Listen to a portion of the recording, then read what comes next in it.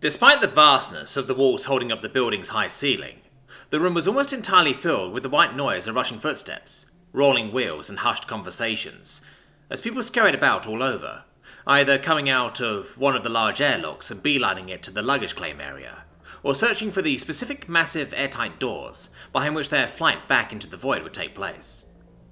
Although even with all these people filling the room, it was still noticeably emptier than it had been at most points in recent memory, and seemed especially empty in the vertical area. Humans only got so tall, after all. "Anything to declare?" the politely smiling border agent behind a thin screen of tempered glass asked, after confirming the identity of the person before him with a quick check of the bioscanner, integrated into the wall of his secure cabin.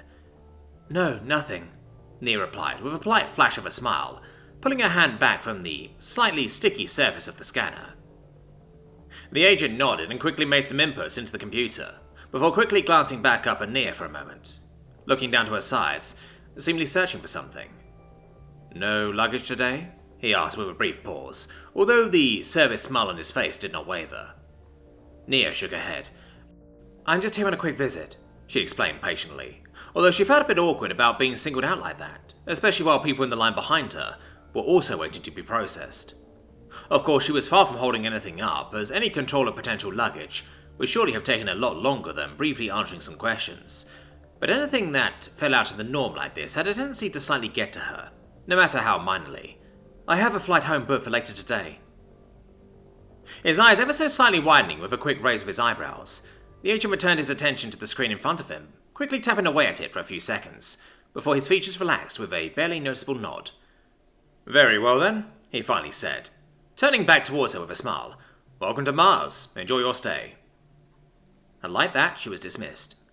"Thank you," Nia quickly gave back, as she was quickly making way for the next person in line while also trying to integrate herself into the traffic going on all around her without running into anybody. "Have a nice day." Luckily, without any luggage, she was quite maneuverable and could easily weave around the groups of people pulling heavy cases after themselves and carrying large bags over their shoulders, as she made her way through the large main hall of the spaceport, with all the typical coffee joints and small shops all around, and towards the exit, presenting itself as a large glass front with enormous doors worked into it. Thick steel beams, painted in plain white, held the entire structure up and supported the enormous weight of the thick, near-indestructible glass panels. Through some of the windows, light shone with a slightly different hue, indicating that those were the ones that had been replaced, after their predecessors had to prove one way or another that they could withstand pretty much anything that people would throw at them, except for maybe relativity fire or crashing an entire spaceship into them. As Nia weaved through the crowd, she was tall enough to look above most of the heads of the surrounding crowd of people, especially given the not insubstantially high-heeled shoes she wore, that clacked away loudly with each of her steps, and made her stand pretty much at eye level with her brother.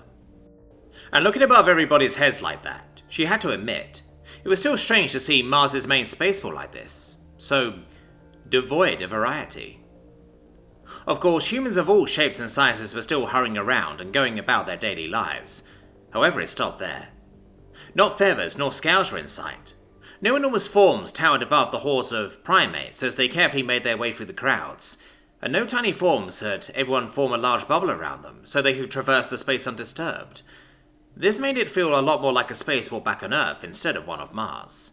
Of course, the very obvious factor of the much lower, much closer to standard Earth gravity immediately destroyed that notion again, but it was clear. Ever since the borders had been closed, something was missing. As a planet not only located very close to Earth, but also sporting a near standard gravity, the Red Planet had established itself over the years as Earth's main business and travel hub for other members of the community, meaning that usually a decent variety of off-worlders, at least measured by Earth standards, could be seen taking their business here, if they weren't daring travelers looking to get the closest thing they could to having a taste of a Class 4 Deathworld. However, that was in the past now, at least for the time being. Of course, both Tenastrosites and Parasine, humanity's galactic neighbours and current closest allies who also partook in the lockdown of their territories, could still be found travelling here every now and then. And there were the rare off-worlder individuals who had made a life for themselves on Mars, and had decided not to leave, even as it became clear that that meant they would be cut off from the rest of the community for quite some time. but those were the exception, and not the norm. And it was undeniable that some unique flavour was now missing on the red planet's surface. A surface that, admittedly, didn't look quite so red, as Nia stepped out to the large glass front of the spaceport into the larger dome of Mars's capital, Aries, because of course it was called that. It was really less of a dome and more of a massive fortified structure, made of many location-specific geometric shapes that were held together by a framework of strong metal supports that likely wouldn't quite have held together like that if it wasn't for Mars's low gravity. In the gravity they were designed for, however, they were standing strong, and they had proven their worth for a very long time now. And at its top, far, far above everyone's heads and the tips of any buildings, natural sunlight was let in by even thicker and more layered versions of the same nigh indestructible glass that also protected the spaceport. Immediately around the spaceport, as soon as you had made it past the large, open parking area that surrounded it on most sides, the area tightened up into Aries' Old Town, the appropriately named oldest still preserved area of the city. Old Town was quite easily distinguishable from the rest of Aries by its architecture, that reeked of the third millennium. Tightly built, blocky houses, floors with low ceilings and even tighter doors, clearly designed to be used by nothing but humans, mostly because they were built long before first contact was made, were endlessly stacked on top of each other, each one clearly marked by a row of windows, around each of which tubes, painted in the same colour as the buildings outside, were fastened to the walls with an offshoot of them disappearing into the building for each separate flat. Just the lowest levels slightly separated themselves from the building's monotony, with either rather elaborately made entrances designed to stick out and look like they were inviting you in, or plain as can be entrances that amounted to little more than a door serving as a way in. There was no in between.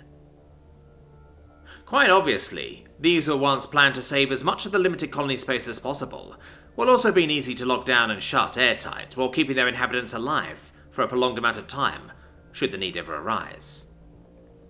A very practical and likely necessary design back in the day, but today the best thing it offered was a certain antiquated charm.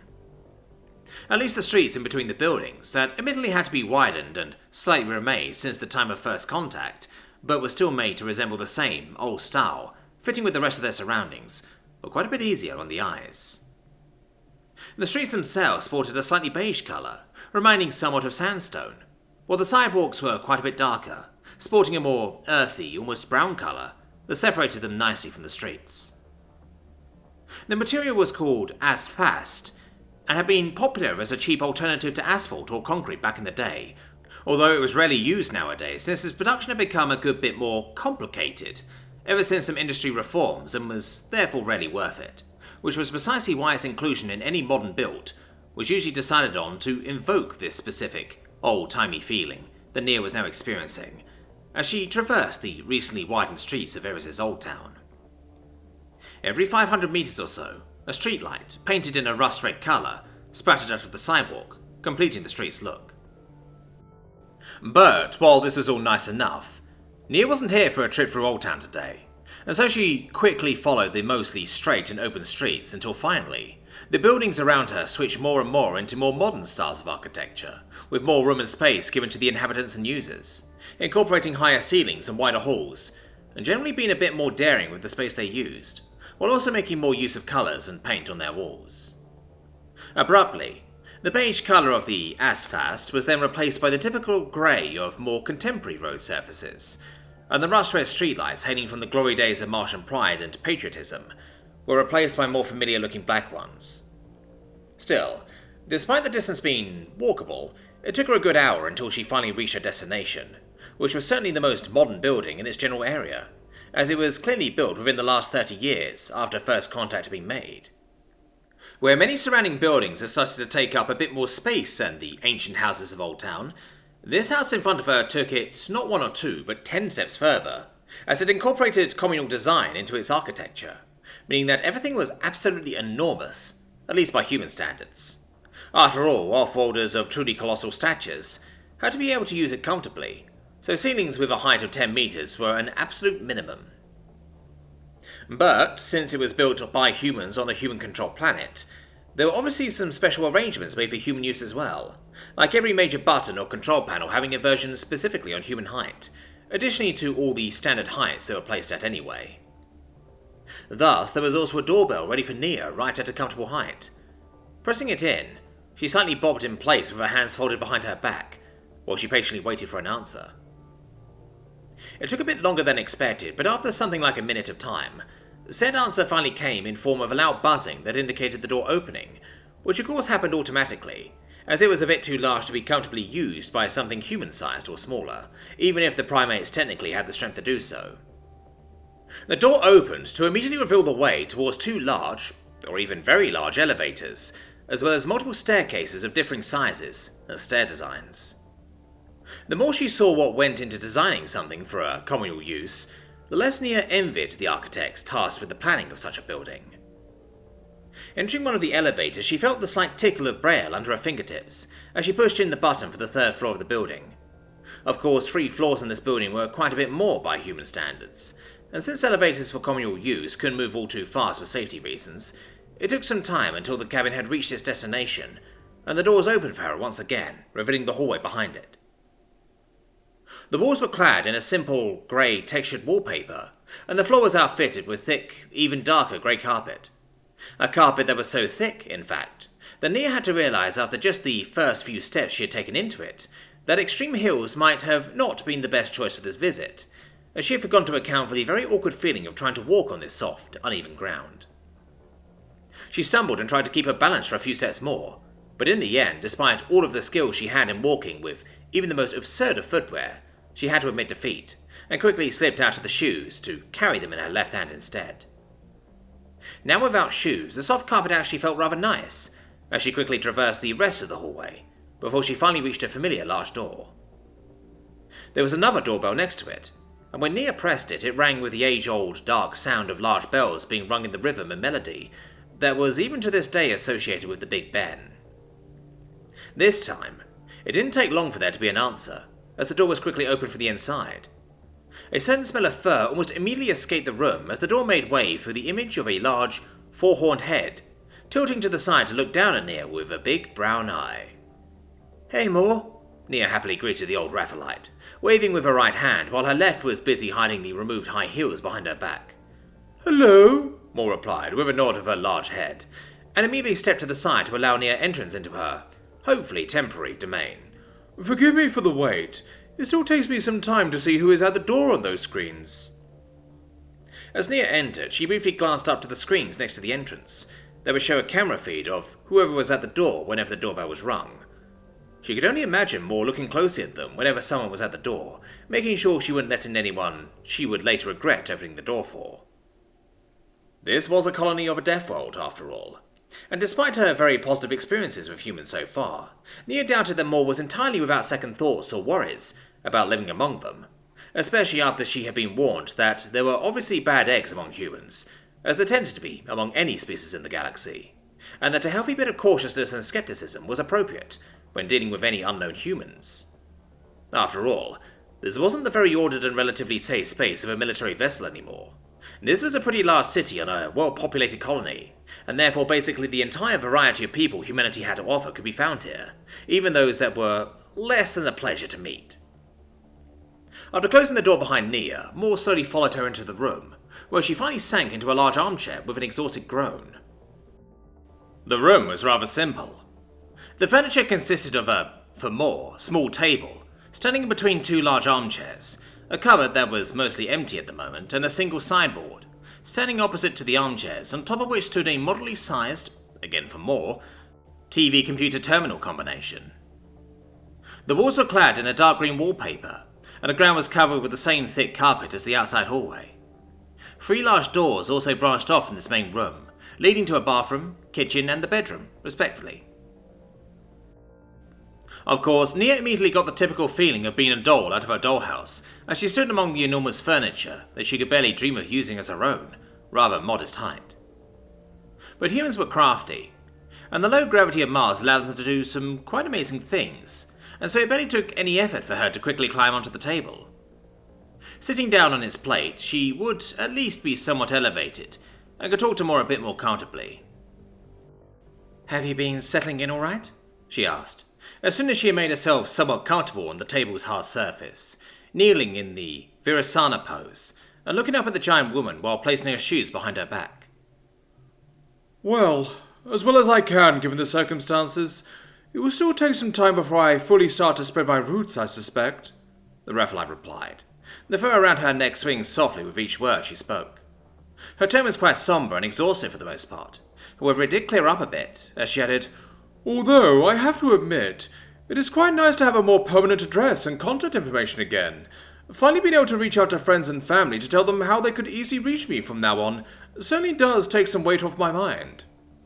I can imagine, Nia replied empathetically, knowing all too well the fears and anxieties of not being able to reach or hear from someone dear to you.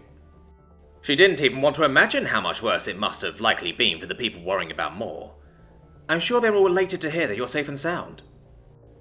Moor chuckled a throaty chuckle, with her shoulders noticeably moving with each slightly suppressed bit of laughter. Elated they were, she replied. Very obviously playing up her amusement, probably to hide away something else, while one of her claws clacked along the notches of one of her horns. Elated and terrified. Few of my old acquaintances would have thought me able to live almost solely amongst Deathworlders. Even my children barely recognized me, although by now they likely expected nothing else. Nia slightly bit the inside of her lower lip for a moment, wondering if she should just play along with the pleasant conversation or dig a bit deeper. However, she decided that if the old lady wanted to confide in her, she would likely do so of her own accord, and it was probably better to take her mind off things for a bit right now. Well, you certainly have quite a few stories to tell them now, I bet, she wagered, with a brief giggle, while sliding a hand along her hair for a moment. That I do, Moor confirmed happily, with another nod of her large head. Just yesterday I fascinated my youngest with my enthralling tale of visiting a human grocery store and being asked by quite a many humans if I could hand them something from one of the higher shelves. One of the children was even brave enough to ask me to lift them so they could pick out a box of their favourite candy themselves. It seems that even the most powerful of Deathworlders do not quite hold all the advantages above the likes of even little old me. She chuckled again, and Nia chimed right in. I'm sure she would have loved to see her mother demonstrate her superiority over the humans, Nia agreed. Oh, I was just being helpful, Moor said, whipping Nia's comment off without the least bit of bashfulness in her voice. But it is quite nice to know that humans can not only not do everything themselves, but they also are not shy to ask someone else for help. The old woman did look quite pleased with her knowledge. However, Nia couldn't help but snort. Well, some humans anyway, she commented a bit under her breath, but still loud enough to be heard. There are always exceptions, Moor quietly concurred, with yet another amused chuckle. As she looked back up at Moor, Nia's turned a bit more serious, as she asked, And do you get everything you need while shopping? After all, supplies of everything that isn't produced strictly on Earth are rather slim at the moment. Moor once again waved her concerns off with a leisurely movement of her claw. It may not be what I am used to, and it took some troubleshooting with an expert, but I can get everything that I need around here. To my great fortune, my species is not extremely specialized when it comes to our needs, she assured Nia, with a very clear message of, don't you worry about me, being highly present in her voice, as well as her dark eyes. Still, Nia added, well, if you ever need anything, don't hesitate to call me up, and we can see what we can do together. Moor scoffed ever so slightly, her nostrils flaring noticeably, as her eyes narrowed at Nia. I could do that, of course, she replied slowly, and leaned back in her chair. Or I could contact one of the people who do this professionally, and are being paid to help people like me during their integration. She let that statement sink in for a few seconds, while Nia felt some blood rush up to her head. Finally, Moor's tone once again mellowed out, as she added, But thank you very much. I will be sure to keep it in mind. The conversation carried on for a while, mostly keeping a rather similar tone as the two exchanged stories, and Nia tried to subtly make sure that Moor wasn't secretly in need of anything during her stay on Mars. The conversation went over more calls she had with her kids, as well as their respective fathers and old acquaintances of Moor, until finally it came down to one of the most recent calls she had had. But with Nucenity is still mostly undecided on their course of action, it seems that Quiz will stay a bit longer on Goa-Lytton. From what they've told me, they've managed to garner quite a bit of support amongst the core worlders there, even if that is still barely enough to make anything more than the local news, the Rephaelite explained matter-of-factly, with just the slightest bit of enthusiasm creeping into her voice every now and then. Who would have thought that one day I would be close friends with two possible council members?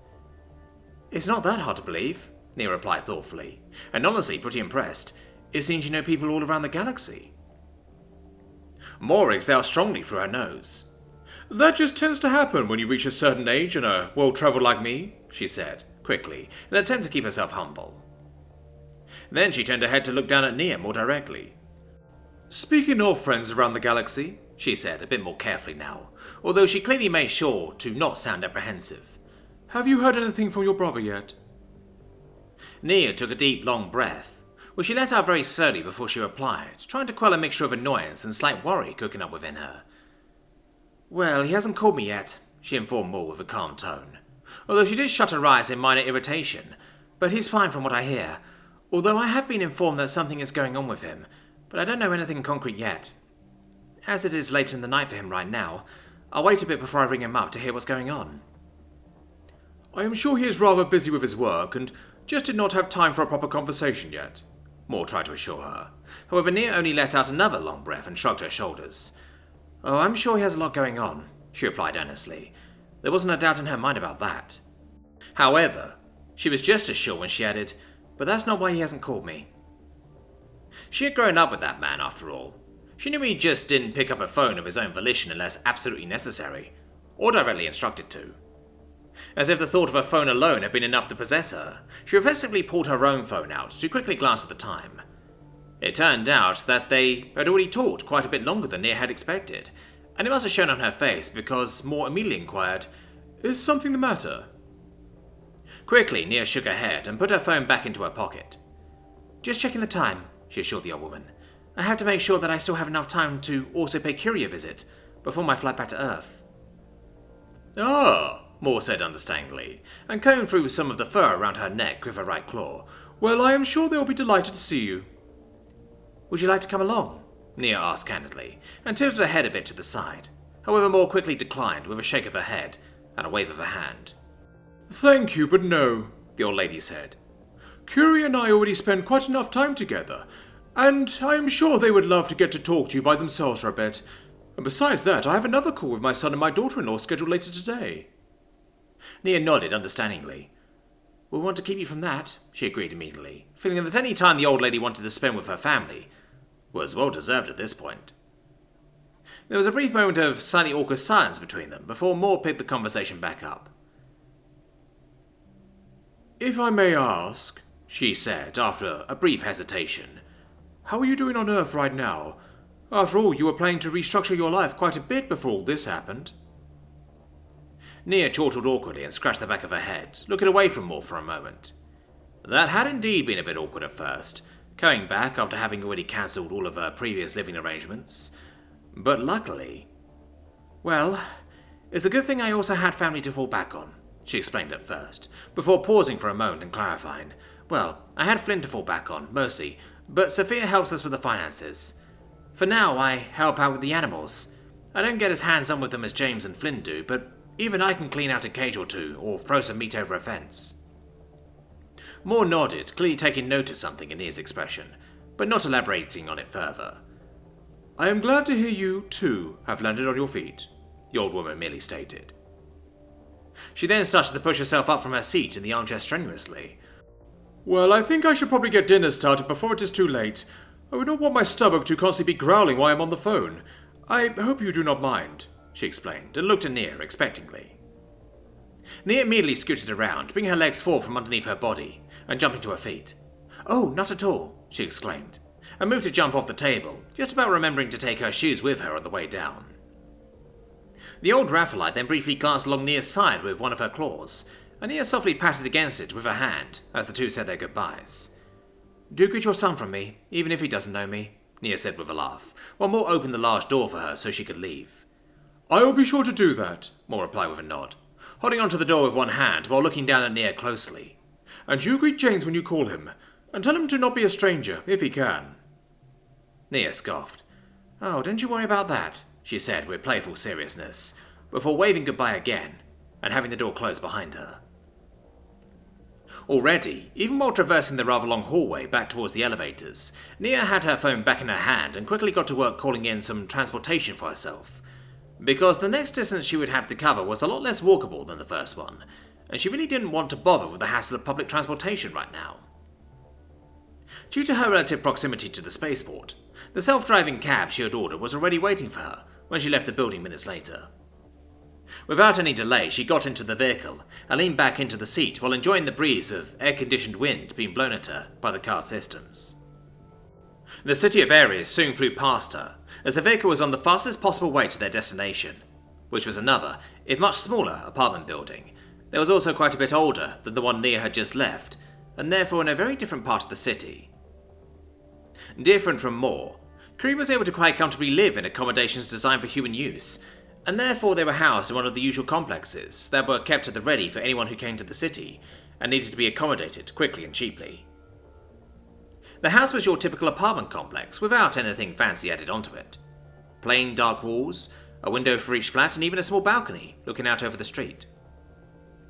Surely nobody who walked past it would expect a highly advanced off-worlder cyborg to be living within its walls, Nia thought to herself, as she got out of her cab and dismissed the vehicle with a quick tap on her phone, making it swiftly drive off on its own. The door was as simple as the rest of the building, just a metal frame with an opaque glass panel in the middle and a large handle to the side.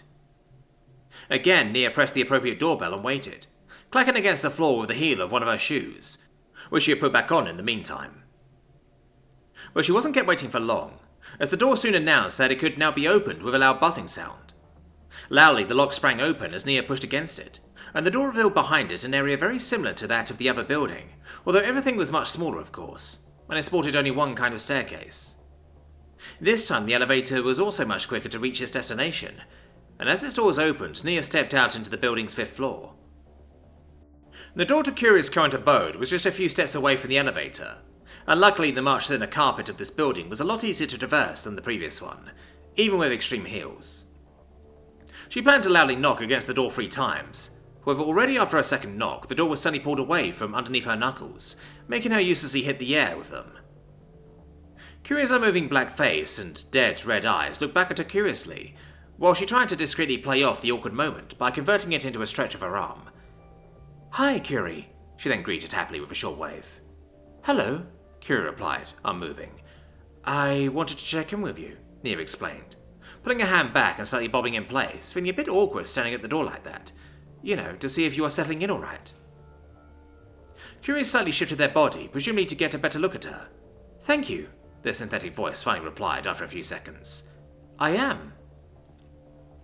Nia couldn't quite help but feel like that was supposed to be a hint. Maybe they were busy? Well, she should make sure before jumping to conclusions. Can I come in?" she asked carefully, and hoped that she wouldn't come off as pushy if Curie was indeed trying to get her to leave. Curie again merely stared at her for a few seconds. Then they stepped aside quickly.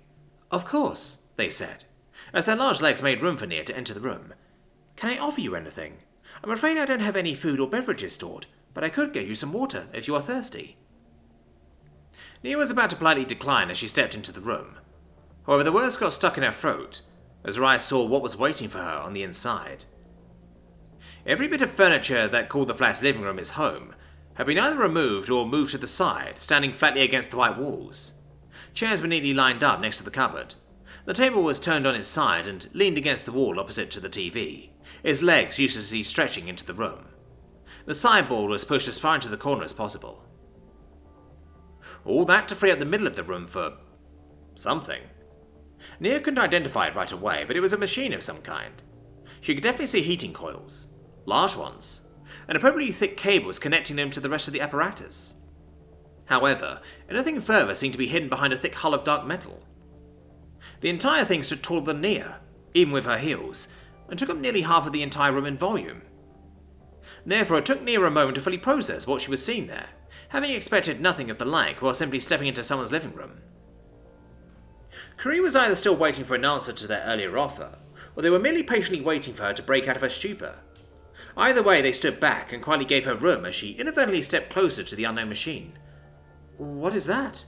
Nia finally managed to ask, not quite mindful enough to be polite about it yet. But Curie didn't seem perturbed by her bluntness, and quickly scuttled a bit closer to talk to her more easily. "It's an invention of mine," they explained matter-of-factly, and looked the machine up and down, moving their entire body in the process. "An attachment for automated drones. used to allow them to purify and refine materials while they are still attached to asteroids. My work in it has been interrupted back in the GES-32. However, now that I am back in a stable environment, I see no reason not to continue it. Nia felt a twinge of nervousness in the back of her mind, and the corners of her mouth slightly twitched as she asked, Is this the thing that blew up before? It was blown up, Curie corrected immediately. It did not blow up by itself. To be completely sure, I redid every calculation once again, and I am still very certain that, without outside tampering, there was no risk of the accident that took place in my old laboratory repeating. Nia swallowed for a moment, and reminded herself that the machine had indeed previously been tampered with. Still, looking at those enormous heating coils didn't give her good feelings exactly. But you aren't planning on activating that thing in here, are you? She asked with a worried look down at the very flammable-looking carpet underneath the device, before realizing that there was a much more important question to be asked and adding, Wait, how did you even get it in here? I mean, where did you get the stuff to build it so quickly? Admittedly, Nia wasn't checking in on Curie and Moor all the time, and it had been a bit since her last visit. But had it been long enough to organize something like this? Curie, luckily again, did not sound offended by any of her rather hasty inquiries. Of course, it would be way too dangerous to activate the machine in such an uncontrolled environment, and even if I did want to, the energy supply of this building would not be able to provide ample energy to fully power it, they explained professionally. As to how I managed to build it so quickly, I have all the plans I designed and wrote down for it, still saved on a hard drive, and can easily access them at any time. I only have to follow those to build it again, if I have the necessary materials. And the necessary materials were offered to me after some of the engineers of A Place in the Sun contacted some of their local contacts who were quite interested in this project after being told about it. As soon as I am certain that the machine is assembled correctly and does not pose any safety risk when activated, they will also help me move it to a more controlled environment to continue testing.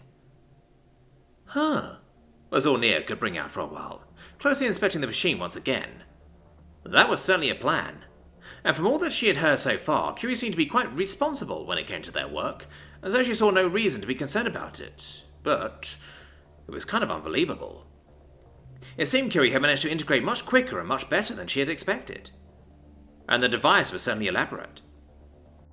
Nia leaned in a bit closer, looking at the one well-exposed part of the design she could see. So, I'm guessing those are to melt the materials down, she wondered aloud, and raised her finger to point at the metal coils. But how are they separated afterwards? Curie looked at her for a few moments, their metallic bodies standing perfectly still while their eyes softly glowed. Then they moved over towards the machine and brought the foremost of their backward legs up to point at an area below the melting contraption. Behind this heat-proof panel, they said in a strangely deliberate-sounding way. It would have almost felt condescending if they hadn't sounded so earnestly excited about getting to explain it at the same time. Is a separation system that is, with the right programming, able to separate up to 70 different, usable substances based on their melting point, densities, and magnetic properties. If necessary, it can lead either towards storage tanks, onto further refinement, or back to the melting system for an additional heating step. Nia nodded. Cool, she said. And the further refinement is done where? Sometime later, Curie had managed to work her through the basics of the machine's functions. Of course, she wasn't quite at the level that she understood everything that was going on and into the system, but she wasn't tech illiterate either, so she understood the broadest parts of it. The whole time that they explained, the cyborg had tried to keep up that deliberate tone, although every now and then they had slipped into a much quicker style of explanation, before apparently reminding themselves to slow down. Wow, Nia said, after the last bit of explanation was finished. And you came up with that? Kinda me impressed. Curie fiddled their mechanical forwards hands together for a moment. Thank you, they said. And they seemingly wanted to add something. However, at that moment, something in Nia's pocket suddenly erupted into an upbeat rhythm that loudly filled the room. Quickly, she pulled out her phone and turned the alarm off. Had it been that long already? Is something the matter? Curie asked, tilting their body to the side curiously. Just a reminder I set to call James, Nia explained. I didn't think I'd be staying this long. Do you mind if I... She wiggled the phone to indicate what she meant. Curie shook their body. Oh no, go right ahead, they said. Greet him from me, please. Nia nodded and smiled at the cyborg while pulling up James's number. As she did, she quickly swiped away a still open messenger window. The last message within, which still read, Good night. Then she quickly called her brother's very familiar number. To her surprise, He picked up after just 2 rings. "Hey, James," she greeted him quickly and brightly, expecting to get a somewhat less enthusiastic greeting back. What she, however, did not expect was for James to loudly exclaim into the phone, "So it was you!"